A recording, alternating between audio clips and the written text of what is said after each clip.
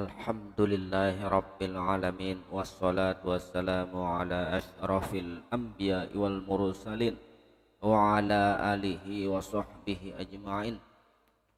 Rabbi israh li sadri wa yassir li amri wahlul uqdatam min lisani yafqahu qawli. Rabbi ighfirli wa li walidayya warhamhuma kama rabbayani shaghira. Assalamualaikum warahmatullahi wabarakatuh. Ahmad adalah wujud kesempurnaan sifat ketuhanan yang awal, yakni Nur, yakni bernama wujud kesempurnaan yang awal. Nur inilah yang bernama Ahmad. Lalu Nur ini jahir semesta alam, kemudian dinamakan Muhammad. Setelah bertubuh, makanya bernama Muhammad, padahal sebenar-benar diri adalah diri Ahmad. Yang berjasad ini kemudian bernama Muhammad. Pada dirinya lah ada diri Ahmad, diri yang batin.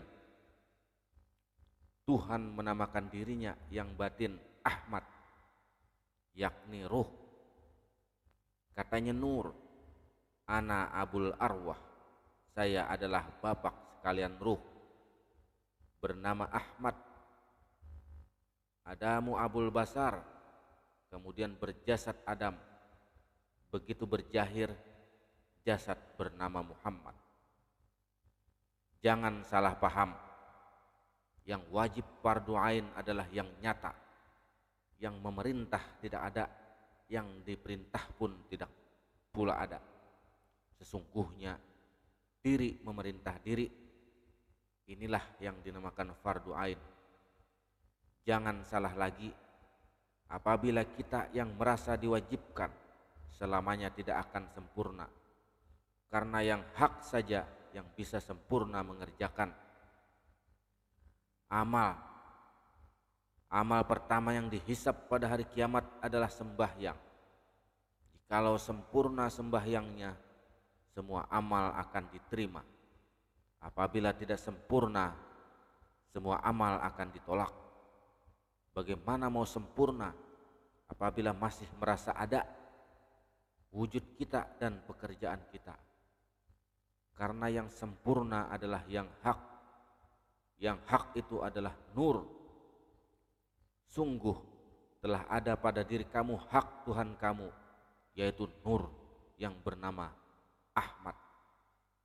Ini yang disebut nyawanya nyawa, perjalanannya. Tatkala Tuhan sendirinya belum ada sesuatunya, hu adalah nama di atas segala nama. Begitu Tuhan ingin dikenal, kemudian huwa, wa dari huwa adalah nyatanya Allah. Kemudian bernama huwallah, berarti Allah itu ketika berada dalam nurnya. Jadi hu itu nyata kepada nur. Dengan kata lain, nur itu adalah rahasia Allah. Nur itu pula rahasia zat.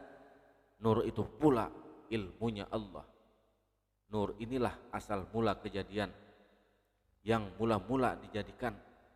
Daripadanya lah maka ada sesuatu. Jika tidak, karena dia tidak ada alam semesta beserta isinya, termasuk kita semua. Nur itulah dalil dan bukti adanya Allah. Dan nur itu adalah nyawa sekalian nyawa.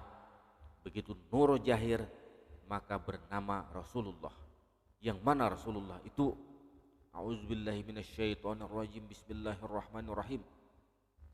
Laqad ja'akum rasulun min anfusikum azizun 'alaihi ma 'anittum harisun 'alaikum bil mu'minina raufur rahim. Surah At-Taubah 128. Fa in tawallaw faqul hasbiyallahu la ilaha illa huwa alaihi tawakkaltu wa huwa rabbul arsyil azim. Surah At-Taubah 129. Begitu nur jahir, maka bernama Rasulullah. Begitu jahirnya sempurna, maka bernama Muhammad. Alam serta isi dinamakan juga Muhammad. karena sudah berjahir. Jadi Muhammad ini tiada lain dari Rasulullah, yaitu diri kita. Tapi tidak boleh mengaku, tapi tiada lain dan nyata. Kalau sudah nyata, tidak perlu diomongkan. Inilah namanya yang disebutkan, man arafa nafsahu faqad arafa rabbahu, wa man arafa rabbahu kala lisanuhu. Kita diam pun dia sudah nyata. Tidak perlu disebut. Siapa kenal diri, kenal Tuhan. Siapa kenal Tuhan, itulah Tuhan itu. Kalau sudah kenal, keluh lisannya. Karena kalau sudah tahu, tidak perlu kita sebut. Karena sudah tahu, itulah kala lisanuhu. Karena sudah mengerti dan sudah paham.